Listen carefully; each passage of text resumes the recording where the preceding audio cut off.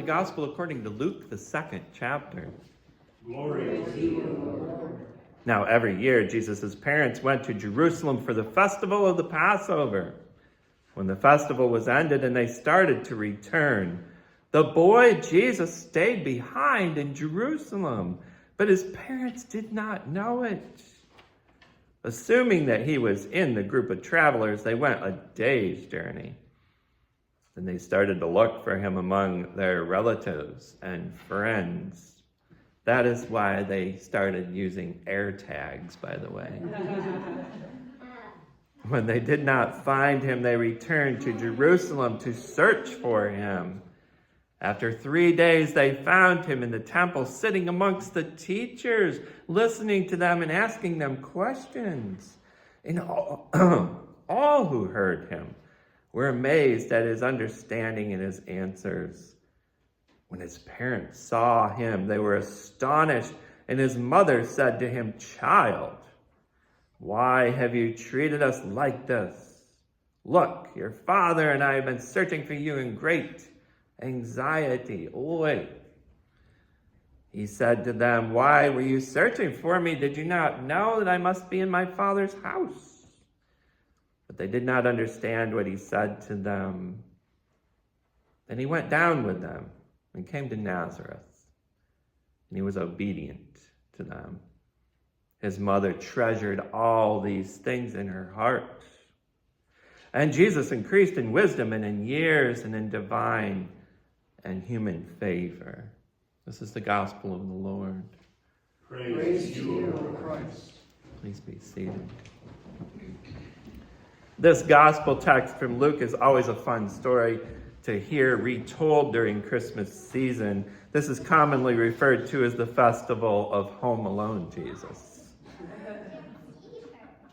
Mary, like Kevin's mother in the Home Alone movie, after settling into her travel seat in the caravan, suddenly discovers that Jesus is not with the family. Jesus!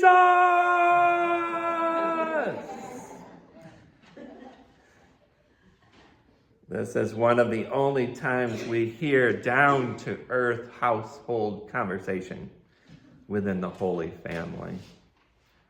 We get a taste of some tension later on in John chapter 2 at the Cana of Galilee, the water into wine episode. Mother Mary tells Jesus, "They have no wine."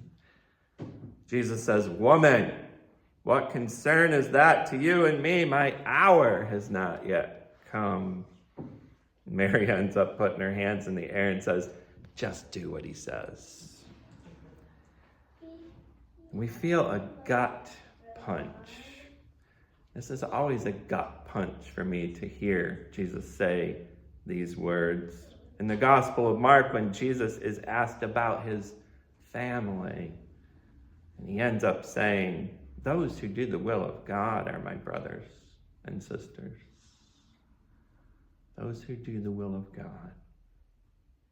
It is true that Mother Mary pondered the words of that heavenly messenger Gabriel before Jesus' birth, and that she treasured the gift of that boy child Jesus. There's no doubt the gratitude that Mary and Joseph had for the gifts that God had given them, for how God had looked with favor upon them and greatly valued them. God trusted them with the bearing and nurturing of the greatest gift to humankind, Jesus, the Word made flesh. But from day one, there's plenty of tension there in the air. Why? Because perfect Jesus was born into an imperfect world. He came unto his own, and his own received him not, we will learn next week. Truly, God came into this world as a vulnerable baby boy in the first century, not as a full-grown human being destined to bring light into this dark world, not as a full-grown human being who was to instantly be beamed into our presence for us to immediately listen to or to reject him.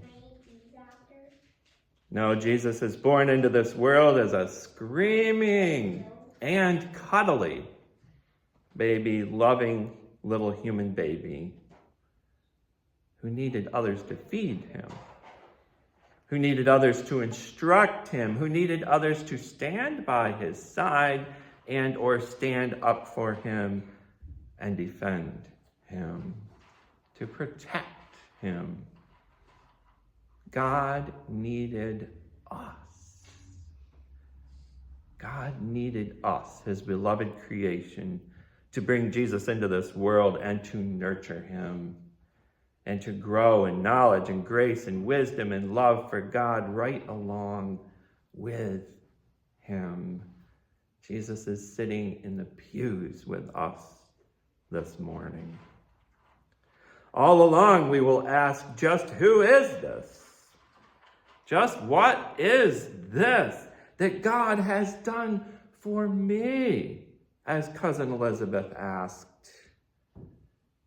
Humanity will be bold and ask questions of Jesus like, just who do you think you are? Who died and left you God? Perfect Jesus will hear these imperfect questions, and he will show us grace. Jesus will sit right there, as he did in the temple for those 3 days while his family was traveling, and he'll ask us questions and will listen to us. Jesus will grow before our very eyes. God trusts us to nurture and help grow the Word made flesh in this world. We're called into full participation in God's work. In our faithfulness, we are blessed by this youngster in our midst. God comes to earth and humbly shows us the way. So, my friends, what kind of questions do we have for this boy child who will change our lives? What kind of questions do we have for this vulnerable child born in the 1st century? Which, by the way, listen to that. Did you think about that? He was born in the 1st century. The reason we have a 1st century in time is because of him, right? If Jesus is truly there to listen to us, are we going to hold back? It's our moment to ask a question of God himself. What kinds of things do we want to share with the Lord of all creation?